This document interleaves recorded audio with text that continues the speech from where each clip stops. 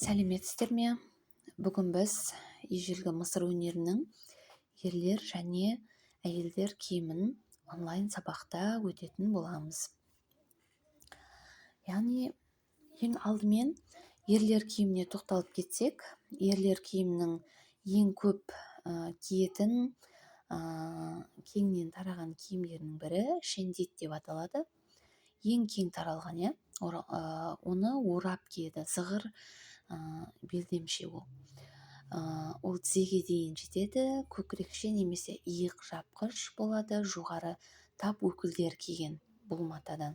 Яғни бұл матадан немесе былғардан тігілген. Былғары дегеніміз тері, жейдесі калазерис, кей жағдайларда ер адамдарда ұзын жеңсіз көйлек киген, жалпы өздерінің ыстық, өздерінің ауа райы климатына байланысты, өздерінің әурет жерлерін жабу мақсатымен байланысты осы киімдері кең таралған. Тағы да ұзын жеңсіз көйлегіміз, яғни немес хеба, байлар алтын жіппен кестеленген немесе өрнектелген сәнді киім киген.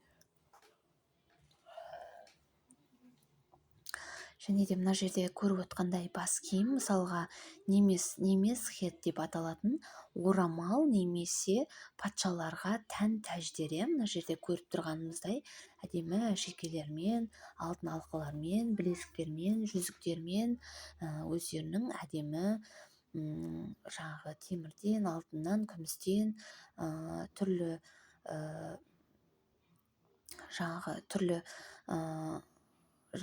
нелерден, кен байлықтардан жасап алған өздеріне осындай әшекейлерін көре аламыз. Жалпы ерлер киімдерінің, бас киімдерінің түрлері бұрынғы заманда осылай бізге мұра ретінде қалған, осылай болған деген мақсатта осындай жаңағы аңдардың түрлеріне ұқсатып, мына жерде өздерінің түрлі ерлерінің бұрынғы бас киімдері бейнеленген. Және де мына жерде әйелдер киімдеріне тоқтала өтсек, бұл жерде ежелгі Мысыр әйелдері көбіне калазерис деп аталатын ұзын, денеге жабысып тұратын зығыр көйлек киген. Зығыр дегеніміз матаның түрі, яғни бұл көйлектер жұқа матадан тігіліп, иықтан немесе мойыннан белдікпен байланған. Бай әйелдер кейде моншақтармен безендіріліп, әдемі көйлектер киген. Яғни үстем тап өкілдері, яғни байлық өздерінің үстемді екендерін, өздерінің жаңағы беделін көрсететін әдемі киімдермен өздерін безендіріп отырған, яғни бай әйелдері. Мысалы, тархан көйлегі осыдан 5000 жыл бұрынғы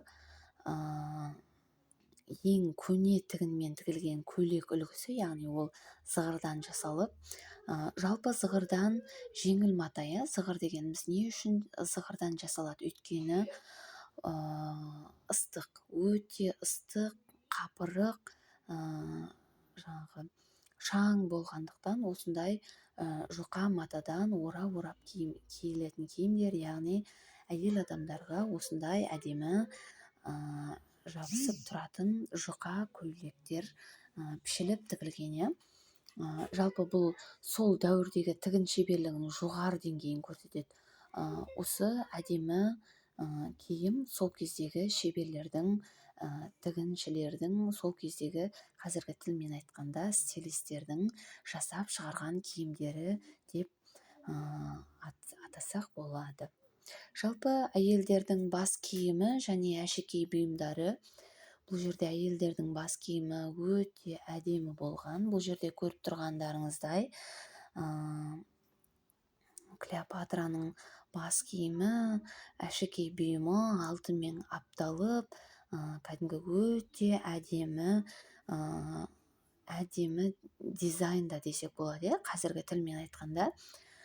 Бұл жерде яғни құстардың қауырсындарымен әдемілеп осындай өздерінің алтынмен аптап жасаған бұйымдарын, яғни мына жерде өздерінің қалдырған қашап жасаған жазуларын, әдемі бұйымдарын көре аламыз. Жалпы бұрынғы киімдерде өте жазбалар, өзіндік әдемі бұйымдар көптеп дамыған. Сол кездегі әйелдердің осындай бас киімдері осы күнге дейін бізге сақталып келген бірнеше жыл бұрын. Енді бұл жерде жалпы көріп отырғандарыңыздай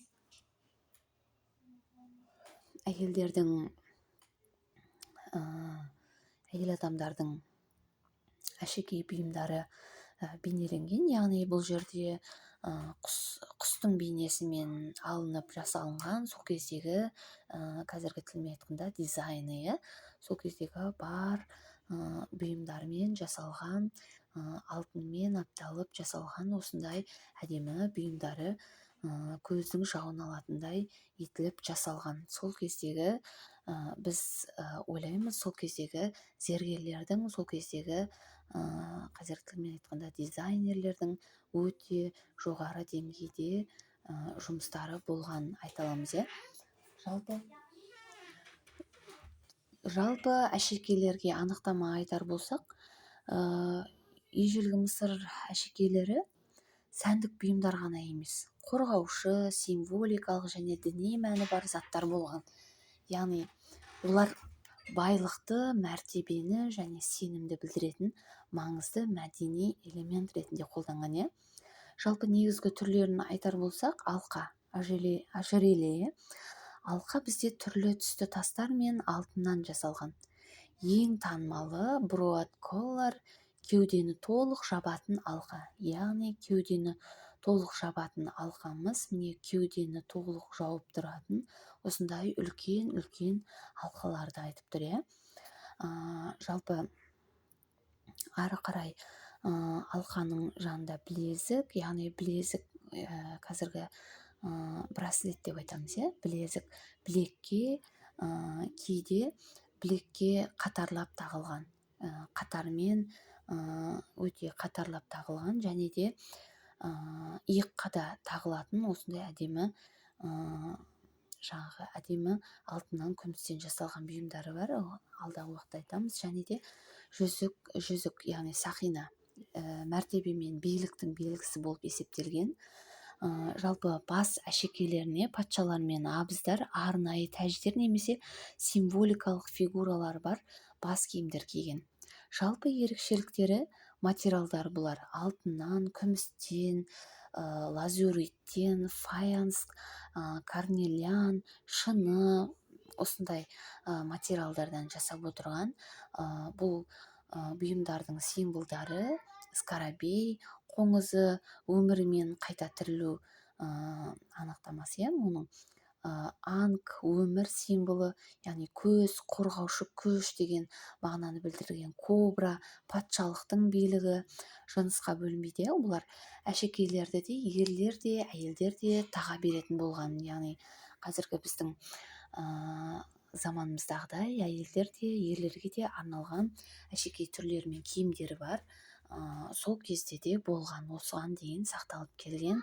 Бұл да бір дизайнның бір өзіндік жақсы сақталған дүниесі деп есептейміз. Олар тек сән үшін ғана емес, жамандықтан қорғану, денсаулығын дұрыстау және де сәттілік тілеу өздеріне, сондай бір өздеріне қорғаушы, өздерінің үстем тап өкілдері ретінде сондай мақсаттарда осы әшекейлер тағылып отырған. Жалпы осы сабағымызды ерлер және әйелдер киімдерін, бұйымдарын қорытындылай келе, ежелгі Мысыр киімдері сол дәуірдің мәдениеті, әлеуметтік құрылымы және табиғи жағдайларының көрінісі. Жалпы киім түрлері қарапайым болғанмен өте мағыналы болған. Олар адамның әлеуметтік дәрежесін, кәсібін және дінге қатыстылығын көрсеткен. яғни материалдардың жеңілдігі зығыр матасын ыстық климатқа бейімделгенін білдіреді. Пішімі мен сәнделуі адамның қоғамдағы орнын білдіреді. Әшекейлер мен бас киімдер тек сән үшін ғана емес, яғни жаңағы айтып кеткендей рухани мағына ретінде қолданылған. Мысыр киімі тек тұрмыстық қажеттілік емес, ол өнер, дәстүрдің бөлшегі ретінде дамыған. Бүгінгі күнде оның үлгілері сән индустриясында әсерін тигізіп келеді. Жалпы сол кездегі киімдердің материалдары көбіне зығыр матасы, яғни жұқа, өте жеңіл матадан жасалған. Түстері көбінесе ақ түсті болған, бірақ бай адамдар түрлі түсті киім киген. Жалпы ол кезде де байлықты үстем тап өкілдері өздерінің ерекшеліктерін солай көрсетіп отырған. Яғни әшекейлері алтын алғылар, сырғалар, білезіктер киімді толықтырып, әдемі етіп тұрған. Жалпы бүгінгі сабағымызды түсінікті деп ойлаймын.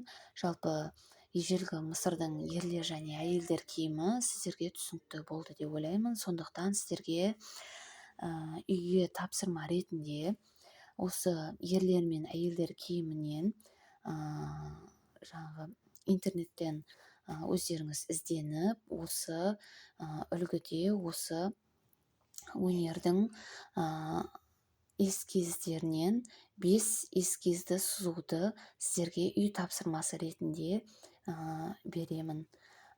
Үйден өздеріңіз 5 сурет салыңыздар.